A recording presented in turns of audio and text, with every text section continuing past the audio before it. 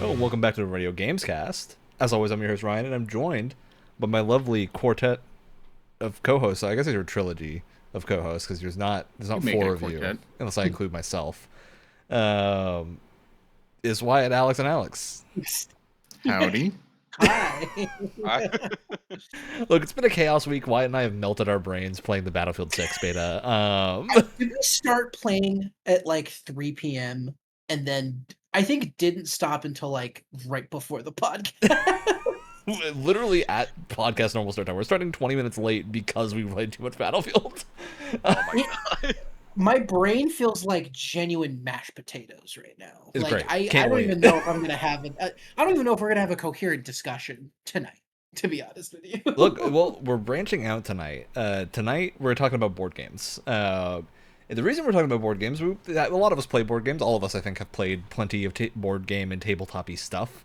We don't often talk about it on the podcast just because, we have a lot of video game stuff to talk about. But this past week, Alex and I went to Gen Con, which is, I think it's the biggest board game convention in North America. I don't know if that's I can't exactly think of true, anything but bigger. yeah, I don't think anything else is bigger. Because it literally sells out the entirety of downtown Indianapolis's hotels. And all of its events, as we pointed out to each other every time we saw one of those signs at the entrance. Yeah, Gen Con sells itself out a little bit in advance. Basically, a huge convention dedicated to board and tabletop gaming. Tons of cool stuff happened. Critical Role does stuff there. Yes. You see all sorts of big names in both the board games industry and tabletop industries, as well as tons of indie stuff. A number of writing related things. They have a writers symposium as well. It's just in general like novel writing, not just game writing, and all sorts of stuff like that. So really fun time. And Alex and I were there for almost a week. It was a very hectic convention, super fun. But Oh, we it have a was lot so of things fun. to talk about out of Gen Con. And there's no better time. So let's Oh. jump in. Before we take over Gen Con style, I want to open the floor to our two folks that Alex and I have been incessantly talking to about these things for the past week. Uh, is there a game you guys want to open up with? Start out the conversation with? Are we saving the video game and board game adaptation Yeah, thing let's for let's later in save the that to show? get to for the second half Okay. of the show. Okay. Well, there's a couple ones, and one of them is kind of a primer for what we'll be talking Mhm. about a little bit later. But I my thing with board games is that while there's plenty of competitive board games I really like, my big thing is I love cooperative board games. That's really Hell where yeah. my bread and butter Oh, is. absolutely. And if we're talking about that, we gotta bring up the classic. I don't know if anyone here has played Pandemic before. Ages ago. Um, I have. And I love I've it. It's a never great game. actually played Pandemic. this is fantastic. Fun little story, by the way. Right when the pandemic, right when the COVID pandemic started, I had just moved back into my mom's house, and I had like just got everything set up. It was so crazy. No one knew what was going on back in the day. Wild. So I was like, I'm just gonna sit down and play a game. And I had just gotten Game Pass at the time because again, it's like I'm gonna be here a while, Mhm. might as well make the most of it. And it's got a little feature where it's like, oh, randomize and like just show a game to me and then download it and I'll check it out. The first recommendation it made was Pandemic the board game.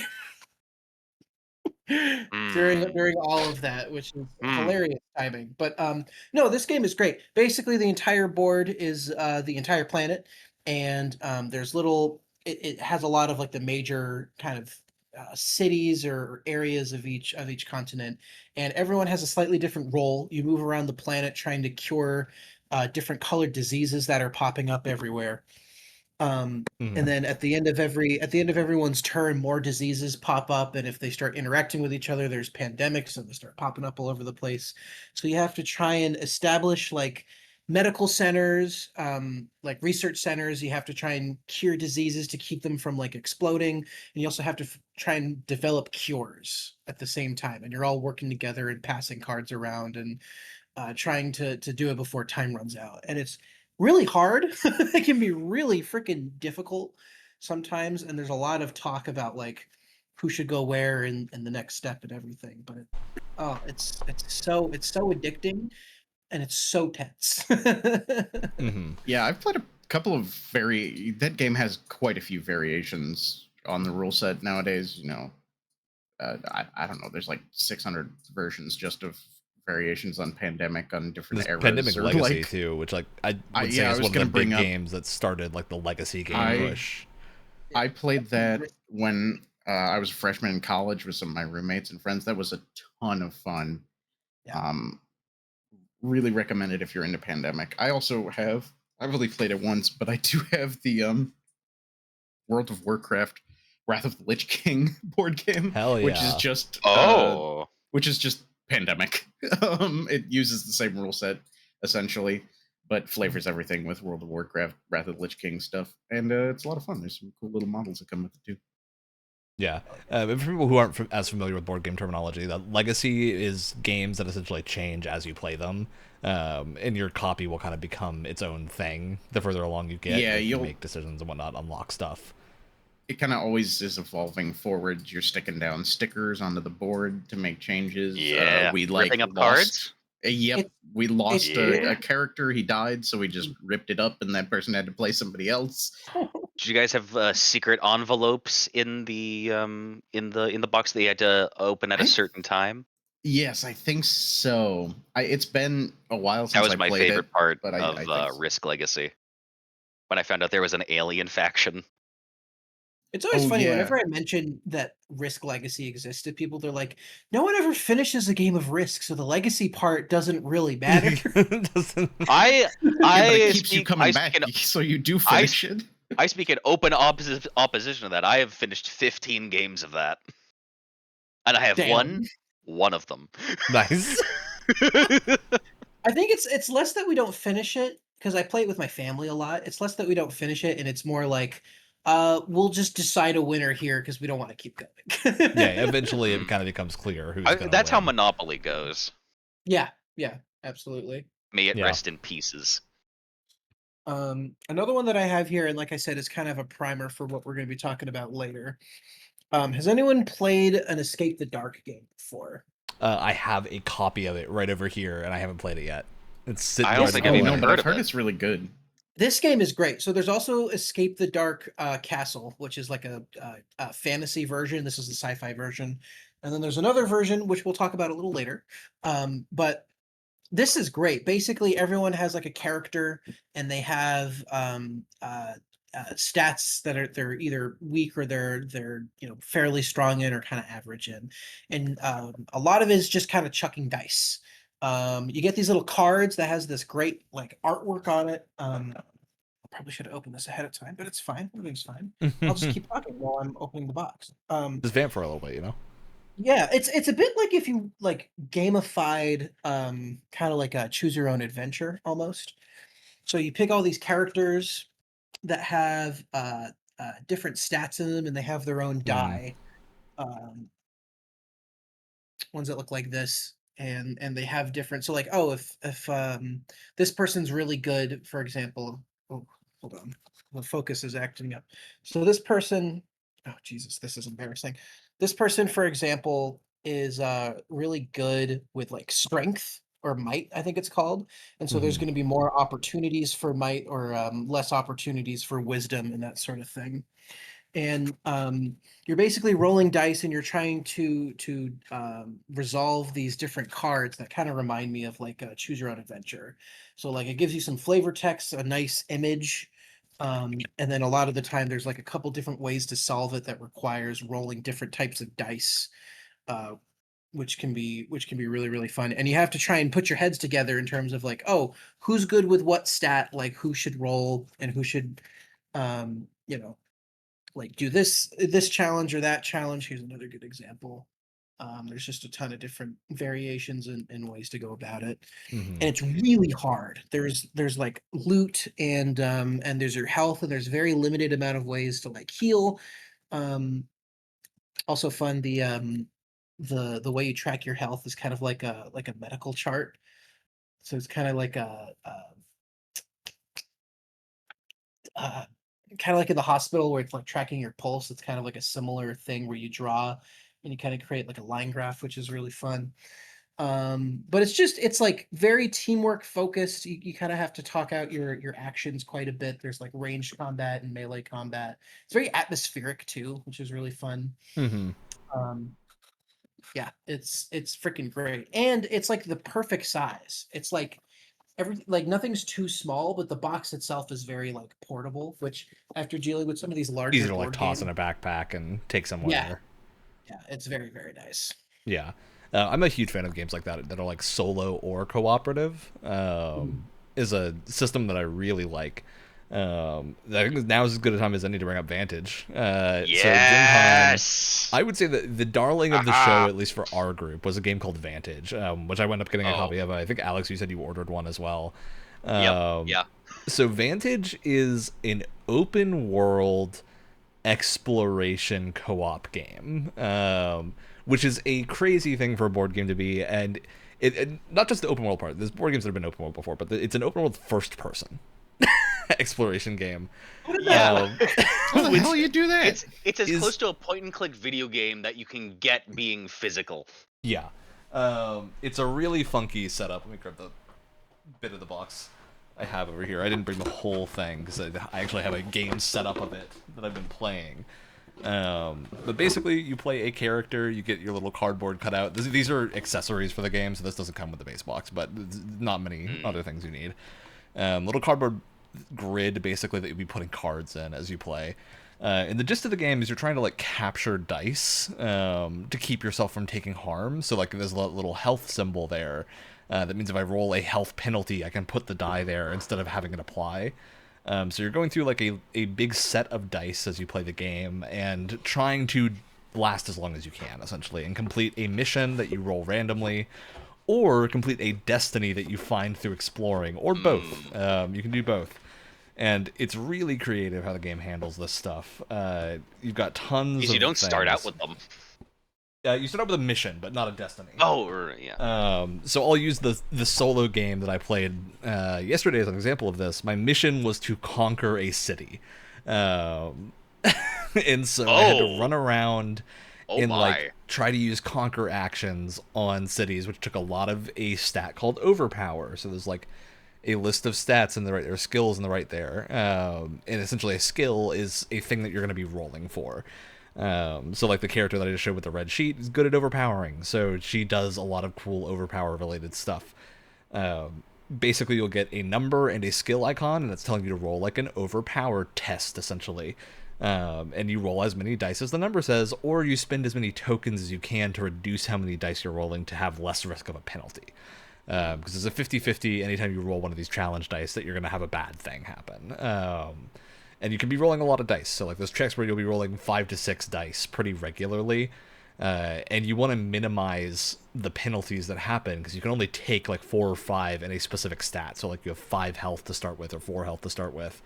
Every time you go down, if you hit 0, you lose, functionally. Although you don't actually lose, because in this mission, I hit 0, and when you hit 0 of a stat, you can read an entry in a book.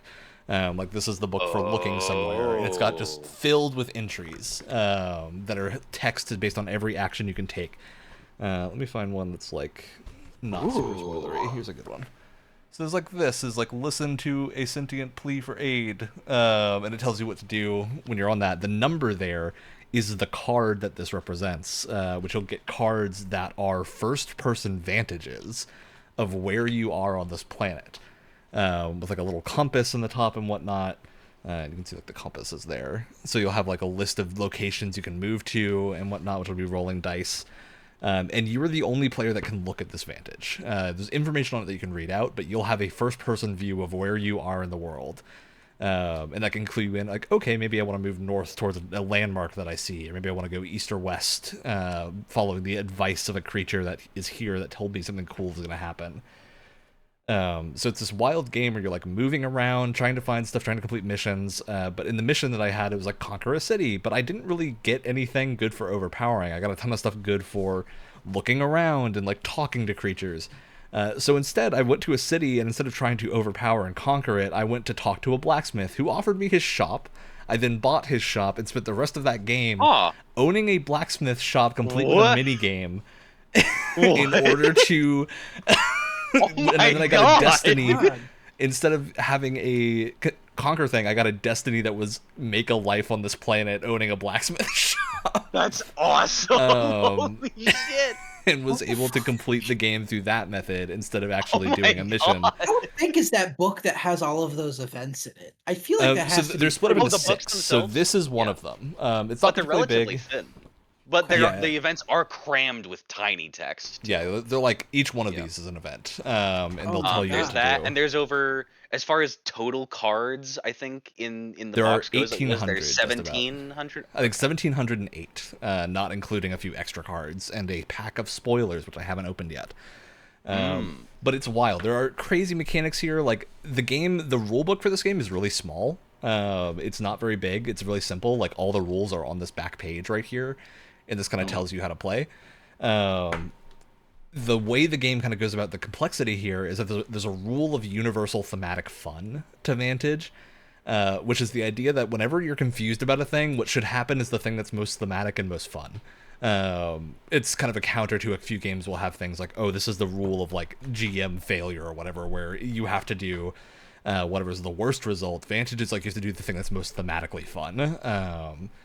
As a general rule. And then most of the actual interesting interactions will happen based on cards and whatnot that you'll be drawing as you play. So every location you go to is a card that you like lay out in front of you that has a little blinder so that other players can't see it and whatnot. You've got item cards that you lay out in that grid, so you'll fill your grid with cards, and each of those will be able to do things like take dice that you roll, and you can put them into spots. That'll give you tokens for each different thing that can then do unique abilities. So I got like a boat in the last game that I could then use to fish if I was on water, which would cost me some stuff to do, but would often give me good rewards. So really wacky stuff like that, and you're constantly just trying to balance like running out of time, health, or morale are your three like health stats essentially to complete this. But some other cool stuff that happened, like I ran into a dungeon, Alex, while I was playing solo. There are dungeons in the game. We didn't find that when we did a 6-player game. We played this twice as a full layout of 6 players at Gen Con. And this is one of the things I really like about this game, is it plays the exact same multiplayer and solo. Like the rules don't change at all. It just changes how many characters you're using and how many dice you have in your pool. Because a big part of the game is like, once you lock up every die and manage to avoid taking consequences, you then refresh them and regain all your abilities. So it's kind of like a cooldown system that helps you avoid taking damage. So very cool system, and there's tons of crazy stuff. In multiplayer, it's really fun because it almost turns into an RPG as you're going through, because what you're supposed to do is have other players read your book. So what we all did is like we each have a character that specializes in a certain action, then we each took the book related to that action. So it'd be like Alex is playing the engineer or something and read out if we ever did a thing that was engaging with something. Alex would have his book that he'd go in and read our entry in, and then you have this like big cooperative choose your own adventure open world thing going on, which is really crazy. Like the game itself plays in a way that I haven't ever seen before. It's with the warning, God, it's a long game. awesome. I would say the game on the I was box about says to it ask takes how 2 long. to 3 hours. I don't think I've played a game of this that would have been finished in under 4. I think our first game we how- finished it in about 4. Damn. Did it really take that long? It took that long. Granted, we were playing with the maximum amount of players, and it does play faster if you're solo. I would say 2 hours is reasonable if you're doing a solo game. But a big part of that is like you can choose to end the game. There's kind of 3 ways to quote unquote win, which is you complete a mission, you complete a destiny, or you can opt to say that we won. At any point is just straight up a rule. If you need to end the game, it's like, okay, you can just say you won, and then you won. Which is funny. There's a caveat when you fail and when you run out of a thing, you actually don't fail immediately. You read the entry for a card based on the mission that you have, and then you get options. So you either win if you got a destiny, or you have a bunch of other stuff you can do.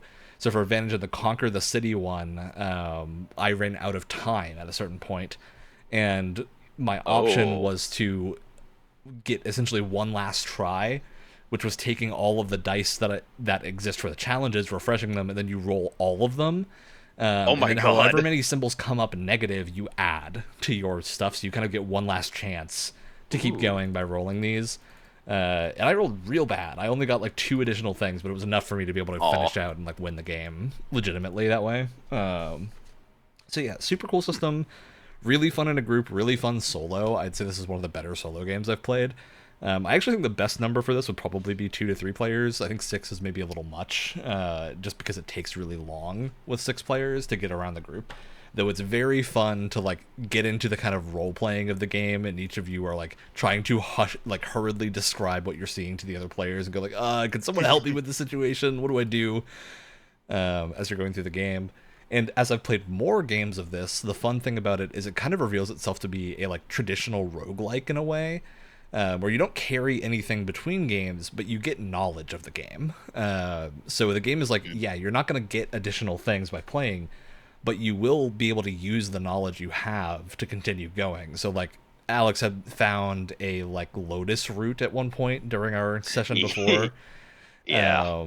Which we found out is dangerous to eat, but provides good things if you do other stuff with it. So Like if you smell it. yeah, if you smell it, it does a good thing. I also found, oh my god, also some of those location cards are like, oh, I'm wondering if I can say this without being too spoiler.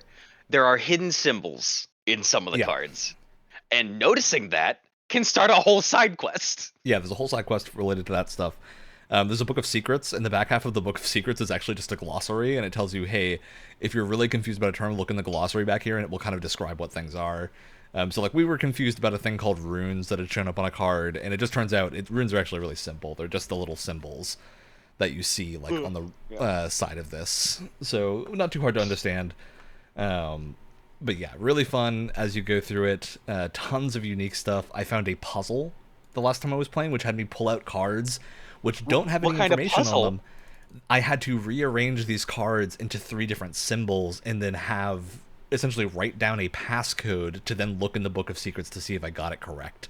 That's awesome! Which involved legitimately like taking 3 cards and rearranging them in different patterns for a few minutes and like trying to solve this puzzle. Super cool. Really wild this game stuff. Is an innumerable amount of escape rooms in a box. I have looked at maybe 50 to 100 of the total cards of the game, a fair number of which are probably duplicated from having looked through like other players and whatnot when we were playing the multiplayer game. Probably got some of the same stuff they did. And every card has like 6 actions you can take. So you've got except for so that one many card paths. That's the beautiful sunrise. Yeah, it's just so many cool things in this, and weird things, and just fun side objectives and whatnot. I think the coolest thing about Vantage is that it is a game that I don't think you could convert this to a video game and have it feel as good. No. Which is like, a lot of people know about a game called Gloomhaven. Gloomhaven's a really well-designed game. The problem is Gloomhaven is incredibly tedious to actually play in a physical format because of how much setup is involved and how many, like... It also just has a huge and filled box of stuff. Yeah, it's a huge box. I have it in my closet back there. It's like a $200 game, too. Yeah, it's hefty. It's a hefty game. It's expensive. It's worth it if you really like that. Don't get me wrong. I've heard it's an incredible game. Yeah, like the way I describe Gloomhaven is if you want to play a D&D style campaign with people in person, it's pretty good because it's got essentially a GM-less campaign inside of it. But if you're just interested in it as a game and you have a lot of other games you like to play and you can't like dedicate permanent table space to it, it just is too tedious because you're doing so much setup and tear down every time you play it that it really, I would say, takes out of it. And it's also, Gloomhaven has a really good digital adaptation that I would say is just like as good as the board game. If you really want to experience it, just play the digital version and you won't have, it's way cheaper, you won't be spending as much, and you get a lot of options with it. Whereas Vantage, I'm like, I don't think Vantage would play as well as a video game as it does as a board game. And it's incredibly well organized. Out of the box, Vantage is sorted. Everything is in the position it should be. You don't need to do anything wacky. There's no setup involved. It's literally you pull your character book, you read through the rules, and then you put the mission board out and draw your cards that you need, and you are good to go.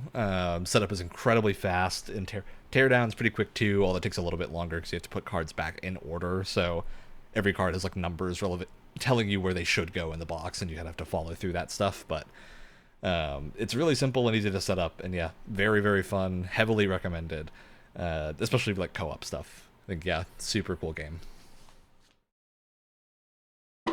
That's the Vantage thing. I get so excited and then tired. Like excited Yeah, there's, like, hearing the about cool people bugs, talk right? about it, and then immediately tired it's done. I think this game is a drug for me. Yeah, it's wild. Vantage is crazy. It's oh my gosh. And great art as well. The art and the cards and whatnot is so well done. I cannot wait to see how many games I managed to fit in a week at the beach with the board game side of my family.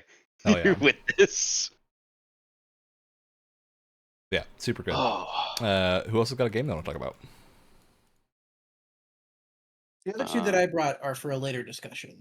All right, I can talk about. Oh, okay. Go ahead. You went to Gen Con and have more. There is interesting one stuff. other game that Ryan and I had a good time. I feel like we had a good time playing, and I think it's pretty fun as well. I got one of the smaller additions to the game. I didn't get the full one yet because I didn't have enough space in my suitcase. It's a big box game. I also don't know why I walked into the other room to get a visual to get a copy of this to show off because I don't have my camera. Kinfire. Yeah, so we played Kinfire Chronicles at the convention. Yes. The version that I got was Kinfire Delve, which is a shorter, what looks like a single dungeon style thing. So, Yeah. But anyway, Kinfire is essentially you have a few pre-made, very D&D-esque characters, and it's essentially like a more tabletop structured version of D&D that you can play. That's like also sort of akin to the choose your own adventure style. It's got like card building puzzle combat, which is kind of cool, where you have yes, like there's that. a monster that moves around this little not like a hex grid or anything, but it's like a art page from a binder that has a bunch of squares and whatnot that you move your characters around. So very cool. That has ways that it's supposed to act based on, like actions that it has. So it has, I guess, like spell slots for how it's laid out with the different attacks that it can use. Yeah. Different. Functionally, I it's guess kind of like a sort boss of fighter from what we played, Yeah. where it was a big boss fight. But it seems like there might There's also that, be smaller fights. So they also hinted at. So we got through, I guess, the first half of one of the boss fights in the demo that we played. we got through phase 1 of a boss fight because we did a 1-hour phase demo one. and kind of ran There up was into the end of it. So then they mentioned that there was going to be a phase 2. Boss gets back up. Okay, we beat him again, and then they said that after that there was like you turn the page here and it describes like the town you can go in, actions you can do there. So I feel like there's like more a like campaign town management that as well. Yeah. Yeah, that was also a pretty promising game. I think that I will be watching its career with great interest. Yeah, in the Delve version, which is what Alex picked up that I also own a copy of, I have one of the other Delve adventures, is it's so like pretty. It's the same rules to my understanding for the most part, except it's torn down into a card game instead of being like a bigger box thing. And it's in a really small box, and so you can take it around with you, and it plays only 1 to 2 players because it's a very small box. It doesn't have a bunch of extra stuff. And it's kind of like a torn down version of the main game that you can just kind of play whenever you want, which is very cool.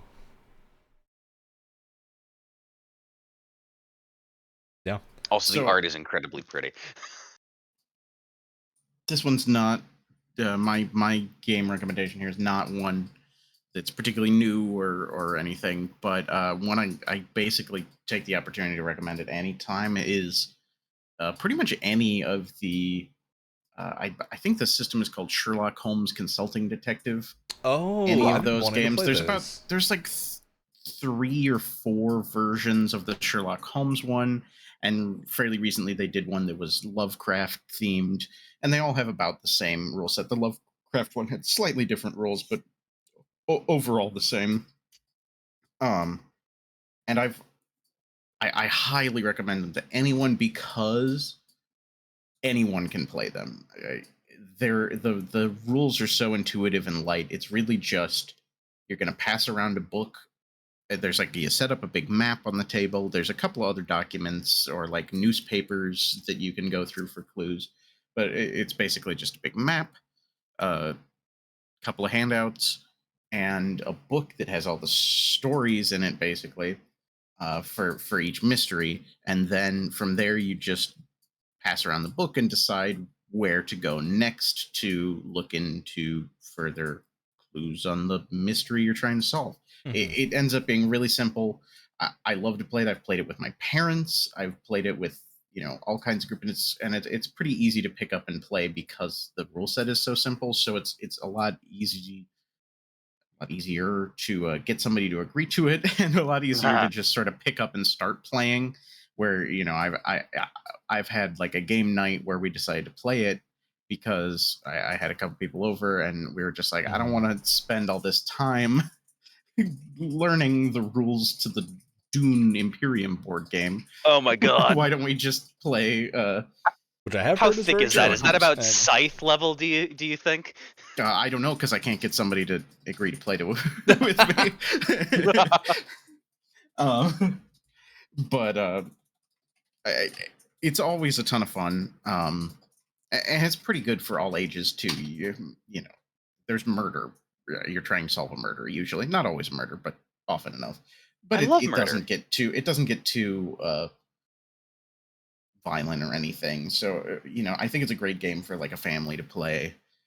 And I don't know, they're just a ton of fun. Great to play with the same group too, and like solve all these mysteries. I know some of the boxes, if not all of them, it ends up being that a number of the mysteries begin to become connected. So like to play it with the same group, you kind of get a bit more of an overarching story. Moriarty style. Yeah, exactly. Awesome. And I know like one of the boxes the box I have that I've played with my parents, we've played maybe 3 or 4 of the mysteries, and they haven't been connected at all. But I know there's something in the instructions that like you'll only need the date of the newspaper. There's a bunch of newspaper ones for every one of the dates for every one of the mysteries. It's like you only need the newspaper of the day of your mystery. Unless you're on like the final one, at which point you'll need all of them or something like that. So there is sort of like a building up in difficulty on them, and in some of them apparently more of an overarching story. So playing with a consistent group is good, but it's also because the system is fairly easy, and each one, except maybe the final one, is its own little mystery. You don't have to have a consistent, these are the 4 people I play with every time kind of group. Yeah, that sounds very fun. It's a game that I've actually I highly wanted recommend for it a long time, particularly to play with like my parents and stuff, because I feel like that's a very universal. To me, it's a theme. really good parents game. I spent a few Christmases getting my parents board games, and we usually enjoyed them, but that one was definitely the biggest hit. The other ones were a bit more, I mean, we always had fun, but this one's definitely the best I can recommend for like playing with your parents or something. I'd also say Vantage is good for that as well, because it's really easy to pick up and play, and very thematic and cooperative. So another good like co-op for parents game that don't normally play games. Yeah, the Sherlock Holmes game sounds super fun. Yeah, I highly recommend it. I have a fun little tangent, I guess. Is there any board game, because I'm thinking of one in my head, is there any board game that you've tried to start and for whatever reason you never like finished figuring out how to play the game, or either it's like you just didn't want to, or like you couldn't figure it out, or you just ran out of time or something like that, where it's like I would love to go back to it at some point, but like I just never quite understood how to play the whole thing? I think specifically for me, I have a board game White Whale. I own it. I didn't bring it in because the box is so huge. But I've always wanted to figure out how to play Stars of Icarios. But genuinely, you have to plan your entire day around it. And maybe this is just me, or the group I was in, or something like that. But we were trying to figure out how to play the game, and maybe got like one turn into the opening like scenario of the game after 4 hours. And at that point it was like 7 p.m. and it's like, we gotta start dinner. Like we can't do this. No dinner, only game. But like it was such a cool idea. It was such a cool, because it's like everyone's working together. There's on a giant ship, you have your own pilots and your own ships that you can customize with different abilities and stuff, and you're You're flying around exploring the galaxy. There's like space combat stuff. There's also parts where you have your own pilot and you're like on the surface of a planet walking around, and it's this whole like story, this giant campaign, giant box. Like, for example, this is the Deep Rock Galactic box. If you put two of these right next to each other, that's about the size of the Stars of Icarius box. It's a freaking behemoth. And it's just like, this seems so interesting, but it seems so dense that we just like could not wrap our brain around it. Yeah. I don't have a specific game like that specifically, but I do have like a genre of games I would say kind of fits. Which is sort of two things. So like Stars of Icarius is things like that require 2 or more players and have a really long setup. Is a big thing of like if you're really spending a lot of time setting up a game and you need at least 2 people to play it. I tend to find that like getting those set up, unless I can do it in advance, they're never going to be the go-to because of the fact that it's such a crazy process to set up. For example, my roommate, who is also super into board games, more so than myself, I would say, has a game called Joan of Arc, which is a very cool game. It's like a miniatures war game. Super fun. We've played it one time in the 3 years we've lived here. I think because Joan of Arc is just like, it's so much setup. For a single scenario where essentially like it's got a book full of different scenarios where you play like 2 sides of a fight going on. So like the scenario we did, I was defending and he was attacking and whatnot. You have a limited number of units. Setting up that minimal scenario took close to an hour with the amount of stuff that had to be set up and like pulled from boxes and whatnot. And that's the simplest scenario in the game. So I feel like that's a big reason that it doesn't see more table time. Same thing with a lot of miniatures war games for me, is they just tend to get really bogged down in setup or mathy numbers. I've played Star Wars Shatterpoint before, which I actually really like as a system. Shatterpoint. The problem with Shatterpoint is essentially it's like a Clone really Wars or a Rebel Era themed skirmish game. So you've got like 4 characters to a team roughly, sometimes more, sometimes less, depending on your setup. And you're fighting the other player, and you have like a mission that you roll and whatnot, and a map you set up. The problem with it is it needs a lot of table space. The base size for Shatterpoint, I think is 3 feet by 3 feet. Which like 3 feet on one side of a table is not that bad, but 3 feet on both sides means you need a really you need a game table for that. See, Ryan, you said a big table space, and I guess I've played too many war games. I went, 3 feet by 3 feet. That's not bad. That's all. That's like a kill team board. Well, it's because the standard sizing for the reason it's a problem with Shatterpoint is I actually think Kill Team is fine because Kill Team's never that restrictive about you have to like set it up that way, right? Yeah. Shatterpoint is really balanced around that number specifically because of how the game is laid out. You kind of need the exact positioning of those inches to like line it up correctly. I've played big dining tables that you have are like 2 or 3 inches short of 3 feet on the width. So we were literally like trying to play this and we're like 1 or 2 inches short, which meant the end of the board was just like slightly off the table and like things didn't quite line up the way they needed to. And that minor difference just led to a lot of like us not knowing what to do in certain scenarios where like a thing was not quite where it needed to be, but it would react differently. Which like that's not a commentary on the game. This is a commentary on like things that stop people from playing games, I think, because table space is a big one. Yeah, and I think it's also like a limiting factor. For some reason, I like campaign games as a concept. I've only played 2 that I would say I actually really like in execution. And campaign game is a thing like Gloomhaven or a lot of legacy games where you're playing the same characters over the course of a long time. Generally, they're cooperative, and you're doing a bunch of stuff. And I love the idea of that. But they often suffer from setup stuff as well, and a bunch of like other issues related to that. The 2 that I've played that kind of get around this is a game called Oathsworn: Into the Deepwood, which I would actually say Oathsworn is one of the best design games I've ever played. It's not one that I've really gotten to the table very often, just because it is a pretty hefty game and it takes a while to play. But it is a super fun campaign game, and it's actually pretty smooth to play compared to something like Gloomhaven in my mind. It just is a little bit easier to do. And it's got a quick save method of you like just store your cards in certain pouches, and then the game's just ready to go. So like I don't need to do any additional setup or like sorting through boxes to play it. I can just pull it out and like get the pouches for each character, and then it's ready to play. And it's a very fun like setup for it. Still only played one session of that, but very excited to play it again at some point. It is a super fun game. Probably the single biggest box I own though. It's got I think 3 boxes. Oh my god. That it's in from the Kickstarter that I did, and a bunch of stuff. Probably the heftiest thing I have. The second, and this is a game that I more readily recommend as like a you just need the one box and go for it game, is ISS Vanguard, which is super fun. Wyatt in particular, I think this would be directly up your alley.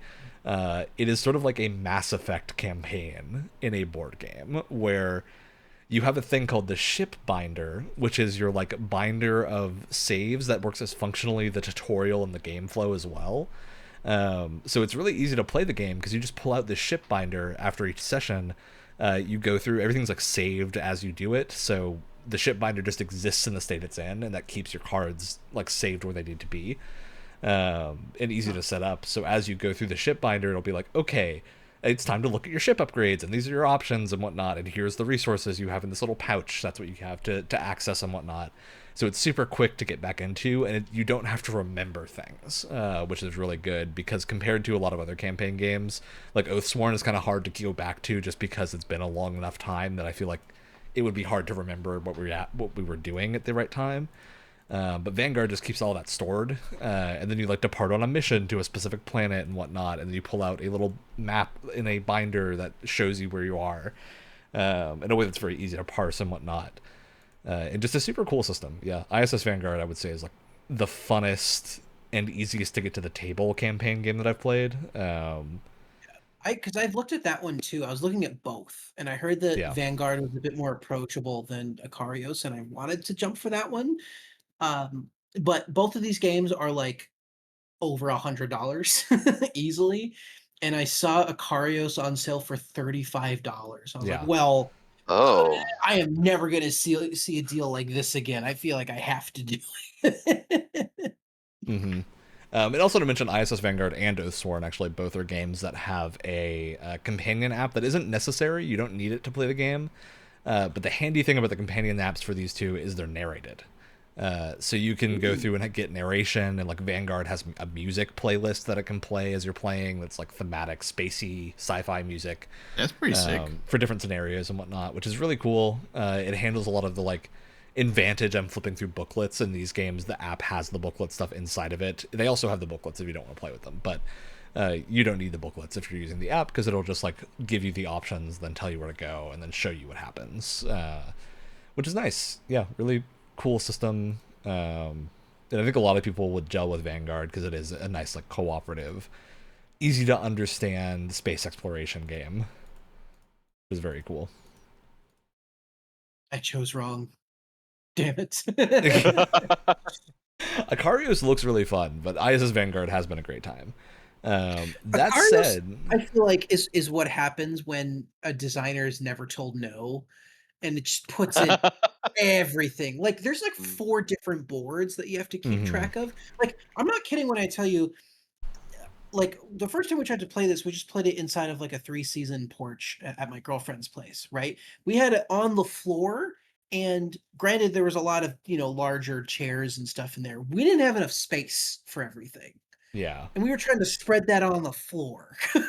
Like there's just so much shit everywhere, and all with their own tiny little pieces. Like, I'll tell you what, why when I get up there for that weekend, we can play Stars of Ikarios and try to figure it out.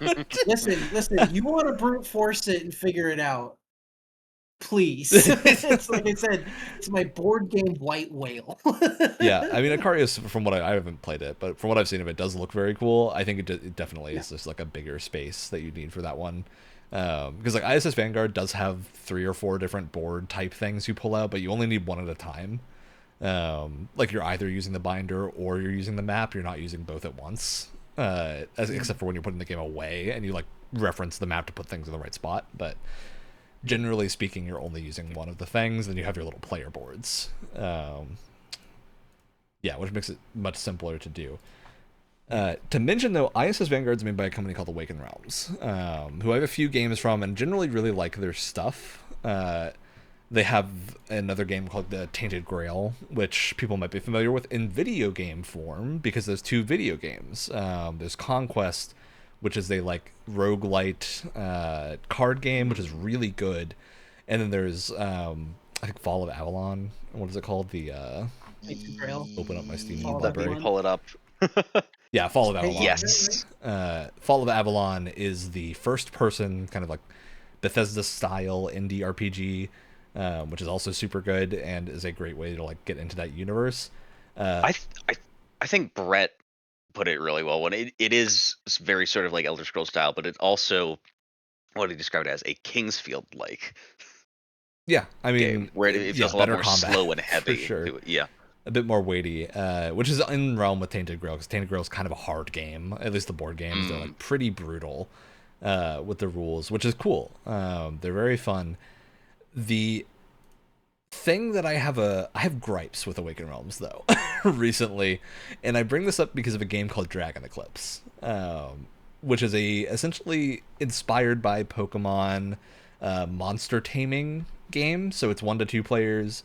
You kind of build decks which represent your like monster team as you're going through. There's miniatures for all the different like dragons that you're getting.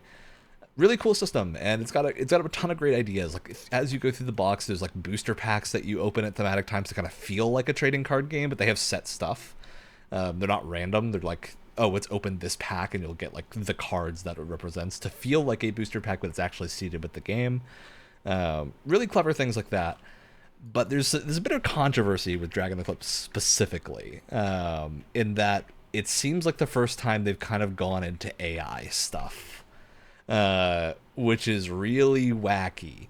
And it's hard to tell because it's one of those things where like Awaken Realms has an art style in most of their games that is one of the styles that AI tends to kind of cling to, and that like painterly kind of Cthulhu inspired, like things bleed into each other intentionally.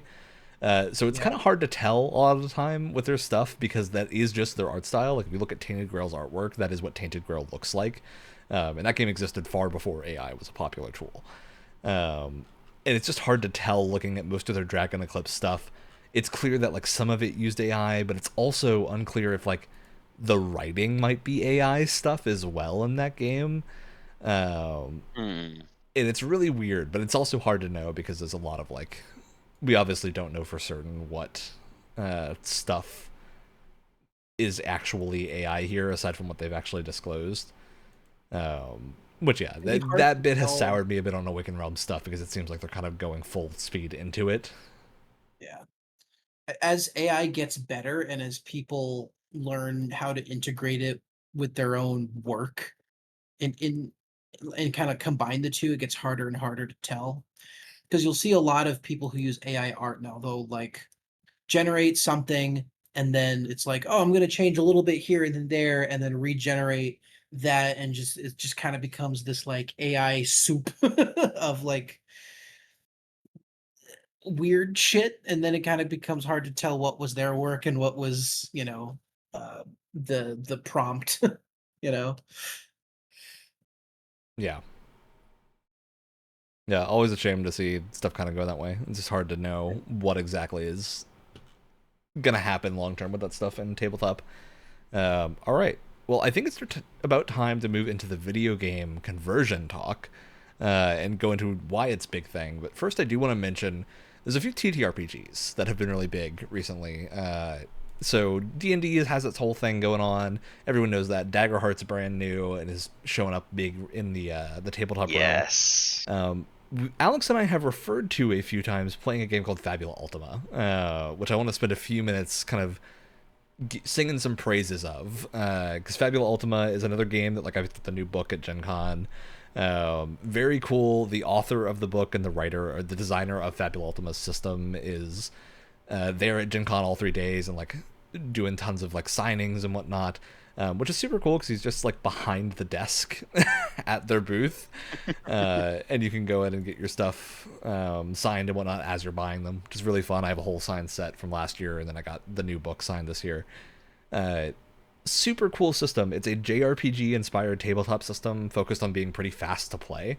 So you have pretty simple combat actions. You're really doing one thing in combat. You don't need battle maps because everything is referenced by JRPG standards of like it's you standing on the left and the enemy on the right. So you kind of got like one range, and if they're flying or not is the only thing that matters. Really, really cool system. We've been playing a wacky campaign that's kind of West Marches styled for a long time with a bunch of DMs that rotate and a bunch of players that rotate in and out of sessions. Really cool system that I just wanted to give a shout out here. And very much looking forward to the future books and whatnot. I really like... I have not played that game as much as I probably should have. But those books are really awesome. I like how many supplements they have and how, like... what's the word I'm looking for? I don't know, flexible all the like the core book and supplements are to kind of style things how you want. Mm-hmm. Yeah, it's a very cool system and super focused on like multi-classing and creating class fantasy. So you'll combine like an Arcanist with a battle mage and whatnot. It's pretty unique in terms of TTRPGs I've played, and I have a shelf full of them behind me. Yeah, I mean, like there's some of the like clock mechanics that are from what is that? Like Forge in the Dark and whatnot. Forge in the Dark, that's what I'm thinking of. But overall, I think it's a really unique system. Yeah, super cool game. Just wanted to give it a shout out as we move on. So Wyatt, take us away with your big box surprise. Well, not a surprise because I already showed it off, unfortunately. So if you watch this show for any number of time, I have probably mentioned Deep Rock Galactic like 6 or 7 times. It's one of my favorite games of all time. I adore it. I think it's like a nearly perfectly made video game design, presentation, everything. It's fantastic. So when I learned that they made a board game version, I could not contain my excitement because it was just when I was getting back into board games too. It was like perfect timing. And then my loving girlfriend got this for me as a birthday gift, and I will never forget it. I think so. When I first played it, I was like, "Oh my god, it's exactly like the video game. This is amazing." As time has gone on, I do think there are differences that are most of them are understandable because I think there are some aspects of Deep Rock Galactic that would either be like unnecessarily tedious to adapt, both to in the process of adapting it, but also just for the player, it would just make it very tedious. But there are some parts that kind of make me scratch my head a little bit, and it kind of gets into the like what is fair to judge in terms of comparing two different mediums, right? So the big thing for me is that and again, this one's kind of understandable, but like also it is a little bit awkward. The tagline, right? Danger, darkness, dwarves, right? The video game handles that very well. Danger is obviously all the enemies and hazards and stuff, which the board game handles quite well. Darkness, the video game is very dimly lit, and so it requires like the scouts, flares, or you throwing flares around constantly, and it almost has like a horror aspect to it in that way. And dwarves, obviously, you know, there they are. The thing about the board game is that it does not incorporate darkness all that much into the actual board game. The scouts flares will make your rolls a little bit better, but other than that, there's no throwing out flares and illuminating light and that sort of thing. And not that a board game can't adapt something like that, but I fully understand why they just didn't bother because that kind of I feel like that would add a layer of complexity that this game is not, the board game is just not looking for. Like that's just not their goal. Their goal is to make something very approachable, much like how the video game is. So I understand, you know, there's not a whole lot they can do about it. It is a little bit awkward that darkness is like part of the tagline. You know, like what can you do? The other part is that there's no verticality in the board game. There's no like how height, can you do that in a board? Exactly. Like unless you're Heroes game. Yeah, you gotta get those tiles that like stack on top of each other. And this box is already fucking big enough. We don't need that. The problem that it does run into though, that's actually a pretty big part of the video game, is that while cooperation is still a big part of the board game, I think one thing that's kind of lost is how well the kits are designed in the video game and how well they mesh with each other.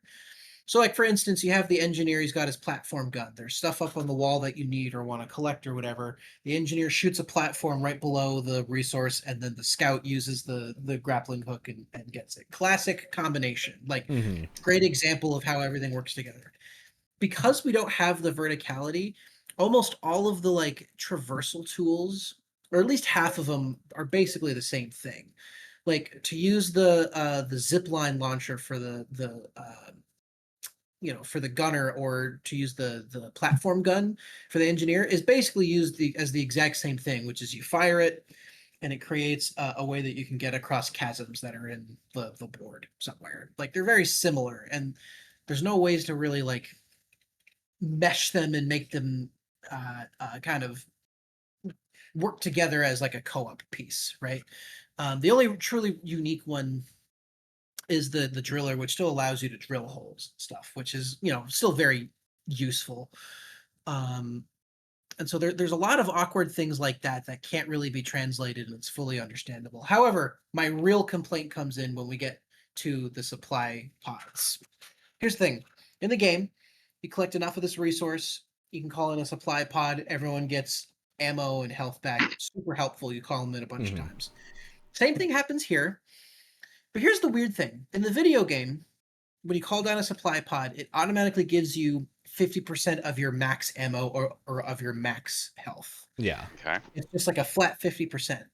The board game is weird in that what you get from it is randomized, and it's a shared Mm. pool of resources. So when you call in a supply pod, you have to draw a card, and then that card dictates what's in the supply pod. And it's not per dwarf, it's everyone. So you could call in a supply pod if everyone's really low on health, and there will be one health cube in there. One health cube that you get to give to one person, not per person, Mm. in total. Hmm. I don't understand why this change was made. It's very strange, and I I really I'm like trying to get into like a designer brain and trying to figure out why this makes sense for a board game, and I really can't think of anything other than it's just another randomized element. Yeah, I guess it's a challenge thing. Like, they wanted it to feel a little bit more hard than Deep Rock normally does. That's I interesting. guess, but So, this game has variable difficulties and like and like different tiers of challenges and stuff like that, especially when you get into the expansions. But like I really don't see the point. Genuinely, we just have a house rule where you get 50% of everything rounded down. Just hmm. to skip it, because I I think it just makes the game worse personally. I think there's something really important about having that constant like supply come in, especially when the amount of supply pods that you can call in is very limited to begin with. Like you can't just call them in willy-nilly in the board game. Um, so like I said, there's weird changes that definitely make sense for a board game conversion, and then other ones that I just do not understand at all, especially when they're so faithful in other aspects. Like they took the space rig, right? The thing in the game where it's downtime, where you select a mission and pick new perks and get drunk with your buddies and stuff, they turned that into a whole expansion. So now in between missions, they're played out kind of like a campaign setting. There's like there's like a tracker that will unlock upgrades as you do different challenges. There's different beers and there's different like modifiers for each mission that you go on and stuff like that. Like they try so hard to stick to the video game in ways that make the board game more interesting, but again, and then in other ways, I don't know what the fuck they were thinking. It's very strange. It is still one of my favorite board games, though, to be clear. Like it's such a blast, and I definitely get more out of it as someone who loves the video game as much as I do. But even if you don't play the video game, I still think there's so much to get out of it. It's just such a fun, Yeah. very accessible co-op game while still having a lot of pieces. Like the setup time, if you know what you're doing, is like 20 minutes. Which in the realm of giant ass board games is not that bad. um, but that's what I like about it, is that it's very easy to teach to new people, and you're not like spending half an hour just trying to like explain the minutia of every little rule. It's very very straightforward, which is exactly how the video game is. It's very straightforward. So I think it works really well. in that aspect. Yeah, that's very interesting. I don't have a lot of like video game crossover games, but I have picked up two, which are the Metal Gear Solid board game, which Oh. is by Come On, who makes a bunch of really good games that I like. Although I think they've actually hit some financial troubles recently. They make Oh. Zombicide, or did in the past, but I think Zombicide is now with Wow, Asmodee really? and not them. And they do. Does Asmodee not own Come On or have I some sort don't of publishing know. deal with I'm them? not sure. I know the license for Zombicide shifted at some point. They've been cranking out new editions and like spin-offs of Zombicide recently. But Yeah, I think it's because they've been focusing more yeah. on like tie-in games, like the Metal Gear Solid board game, which I've heard is really good. I haven't played it yet, but I picked up a copy very recently and have I'll it sitting on probably my play it shelf. soon. I'm just waiting for my friend to finish painting all of the models in it. Yeah, but they make a series called Cthulhu Death May Die as well, which is super fun. It's like a horror, sort of like dungeon crawler with a very Cthulhu theme as you're going through it, and super fun. Like dice checker game.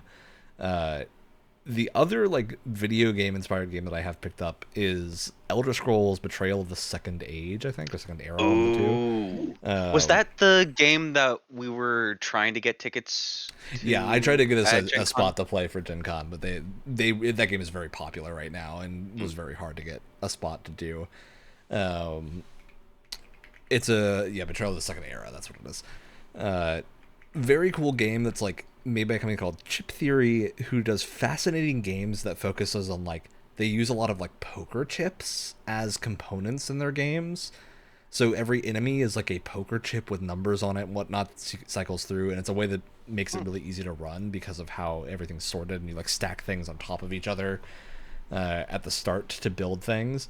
Um, Betrayal of the Second Age is really interesting because you get sort of like Elder Scrolls is so focused on like character building and whatnot and your own like role playing of what your character does. They have like the same setup where your class, your race and whatnot are different little like slips of paper essentially, or slips of like plastic that you slide into a folio, and then you build your character by combining a couple. So you'll get like your race, you'll get your you get like two skill lines, quote unquote, kind of inspired by ESO, where you have your like different skill trees and whatnot. And then you've got your actual like dice and skills and whatnot, and you upgrade your character as you do things by using those dice. It's really, really interesting. And you like pick a gazetteer for a different area of the world, which decides like what your session's going to be when you play it. So there's like a Black Marsh one. There's like a bunch of you got your Skyrim one and all that. So you got areas you can go based on these things that each have like different quests and whatnot. And it's very fun. It's like a really cool interpretation of Elder Scrolls into a system, but it's interesting because it doesn't really do the like open world thing that Elder Scroll does. It kind of has more prescribed paths for you to follow on like a hex map, which is very cool.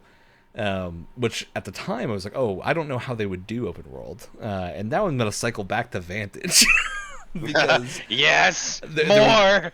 I avoided talking about like the first person open world stuff because I think it's more interesting to talk about that in context of video games than in context of tabletop games, because that system is very interesting and the way that you bring that to tabletop is really fascinating, and that it's like a big card that you put down that has your first person view of what's going on, and a list of actions you can take and whatnot, and then it's got a compass in the top right that is like your directions you can choose. And generally speaking, you can go in any of the four directions. Some of them are easy to travel. Some of them will have like an event that happens as you do so, Oh, the and will be asterisk harder. versus just the numbers. Yeah, asterisks versus numbers on the compass itself. And sometimes it's that the asterisks don't even take you to a different card. Like my asterisk for the north was just like, oh, there. I thought I was like the card that I started on in our first playthrough was I was on the Mm. mountain overlooking some type of like what looked like a vast marshland with some really weird white pointy sculpture statue or building in the middle of it. So I thought, okay, maybe North will take me down there. No, North is what brought me just a little bit into the card from the foreground to the midground where that hidden symbol was. And that was what started off the side quest for, oh, okay. communicate with your team, see how many of these symbols there are. And when you collect like either a certain row or column of like these designated things based on a card that I got that we could fill out, you'll get a power up. Yeah, really interesting stuff like that, and it's just like paired together.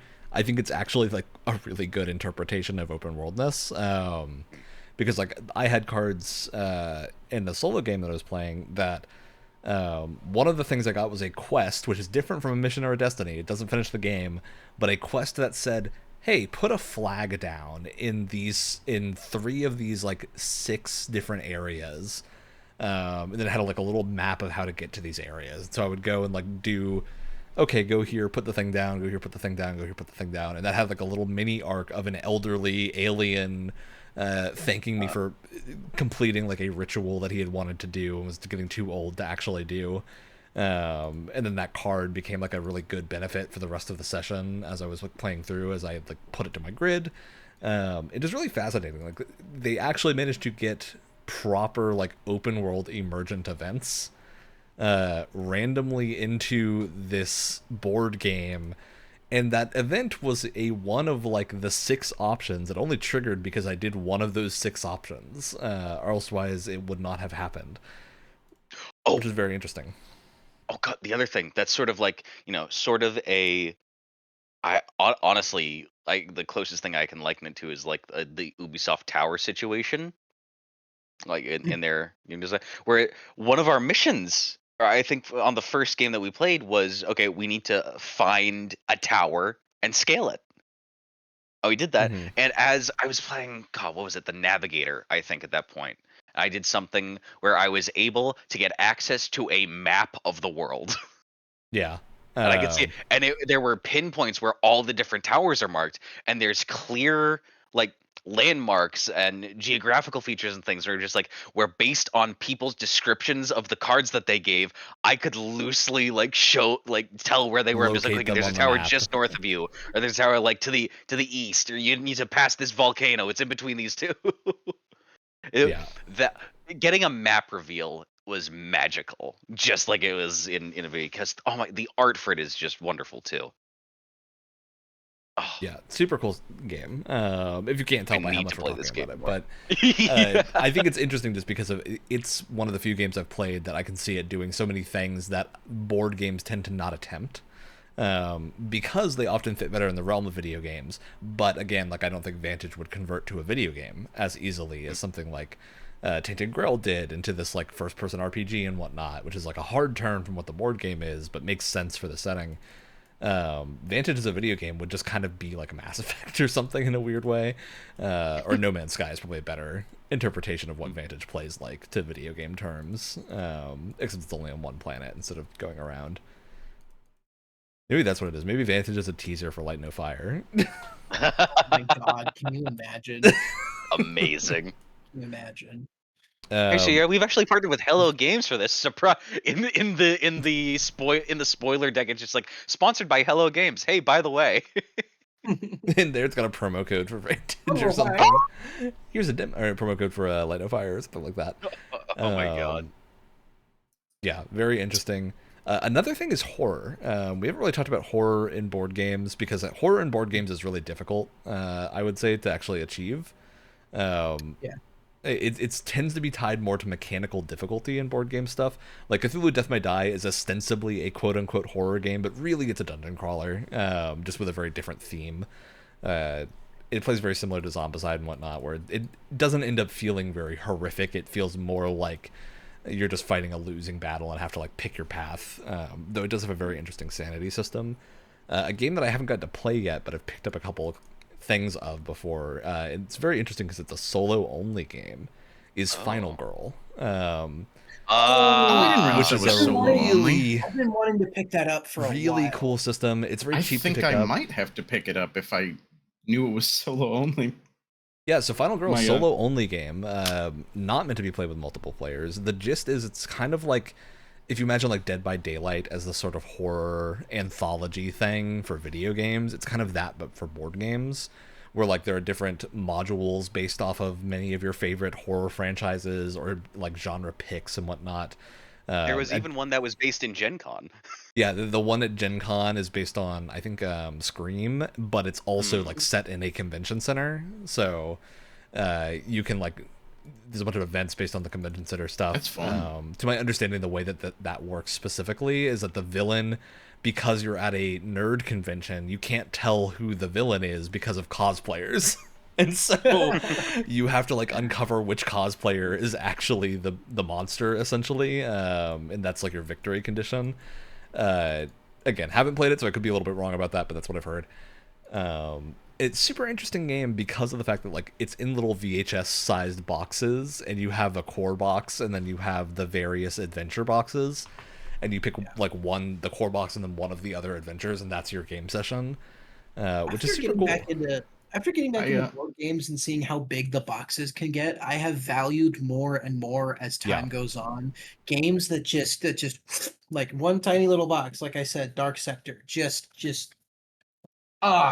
It's also perfect fascinating because size. like I'm curious how you feel about this too, why? Because I know Deep Rock has miniatures. Mhm. Miniatures are super cool, but a lot of the time they're completely useless.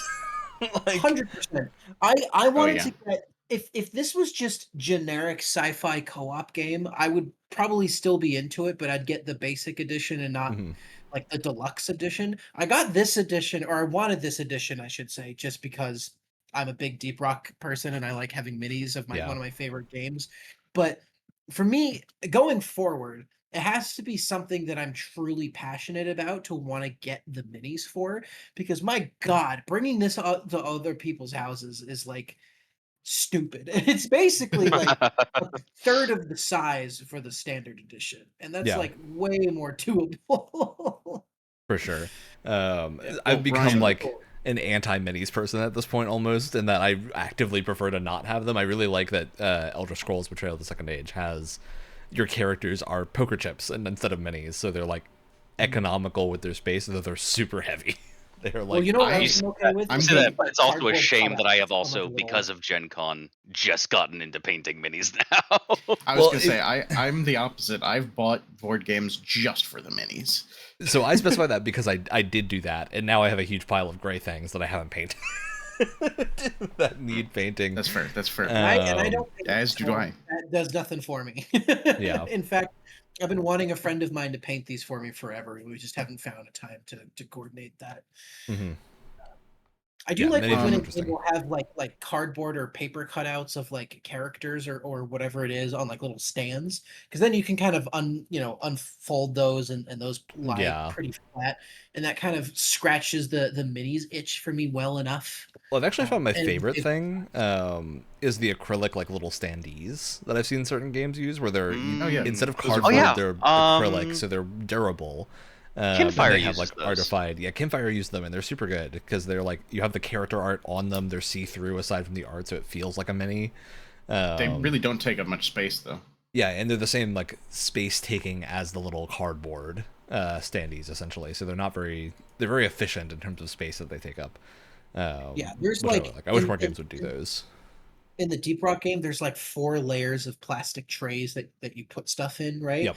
2 of them are purely dedicated to minis, and I've shown off some of the minis on this on our show before, but some of them are fucking like gigantic. Like they get really Yeah. big. The Come On Um, games are the same way.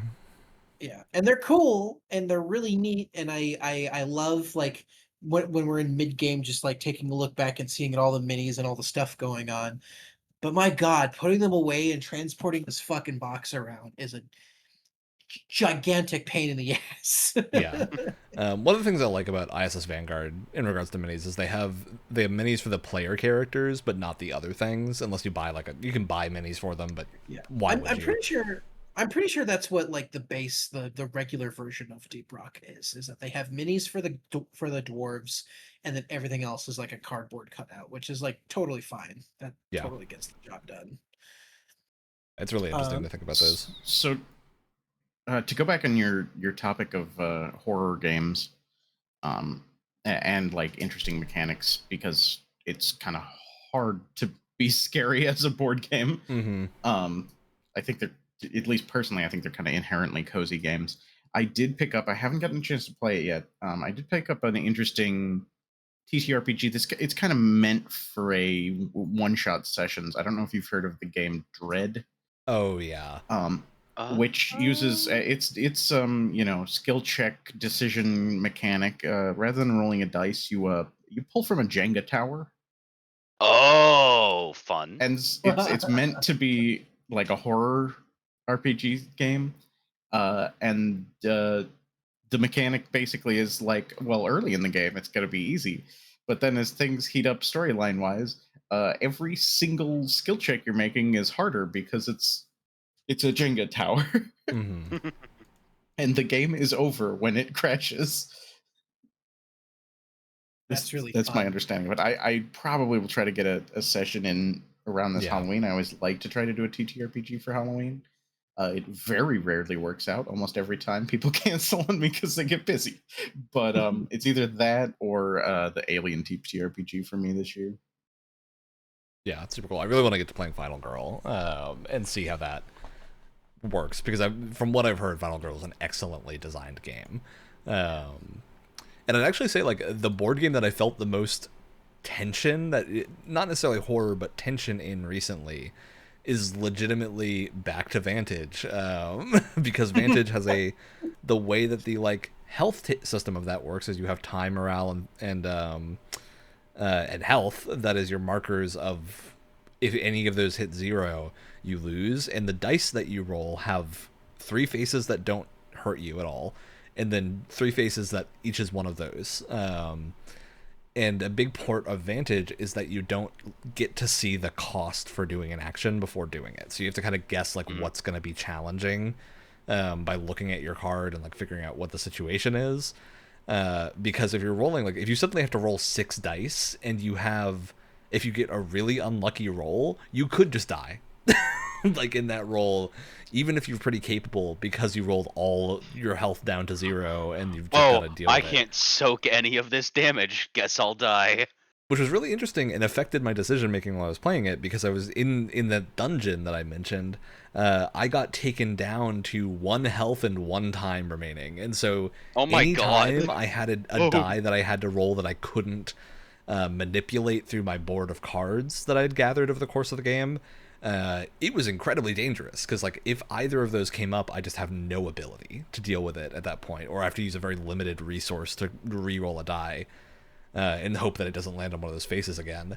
And it's fascinating to play it that way, because it makes you think about your decisions really differently, because you're like, okay, I have to I can't take risks, I got to do everything, or if I'm taking a risk, I need to be certain I can deal with it, which is fascinating, a really cool system. Aw. But yeah, I think that type of tension worked really well. Speaking of horror board games, now, and adaptations. Now, this isn't. I hesitate to call The Last of Us a horror game. I think there are parts of it that are really scary. The video game, I mean, but mostly a thriller. Yeah, I did get kind of what we were talking about. I did get some horror elements from playing this. And what's interesting about this, so like I said, this is it's a Last of Us board game, but it uses the same system as Dark Sector does. But it does use a number of new things. So for one, this actually has a board. So Dark Sector doesn't use any boards. It just has cards that kind of have different scenarios on them. This one has a board that has all of the like scenario cards on it and loot and stuff like that. But in each area, there's like a number of scenarios. So it could be like zombies to fight or looters or whatever it may be.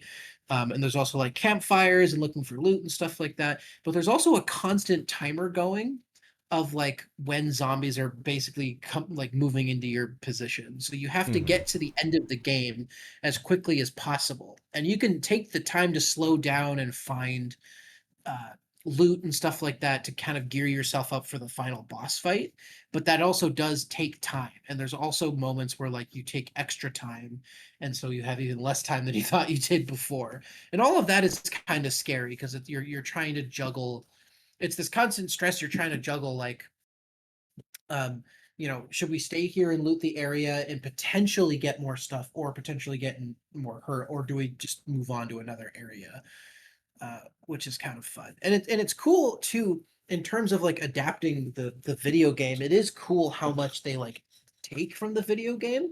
Mhm. So they have almost one for one the video game's crafting system, which is actually really cool. So there's cards that you collect that are like bindings and bottles, adhesive, that kind of thing, and you can craft all of the other stuff that you can in the game. So it's like silencers and modded weapons and that kind of thing. And so it's cool how they keep all of that um, from the video game. It actually makes for a really like in terms of if you had to pick a board game system to adapt Last of Us into it, it's actually really, really smooth and makes a lot of sense, which is really That's super cool. cool.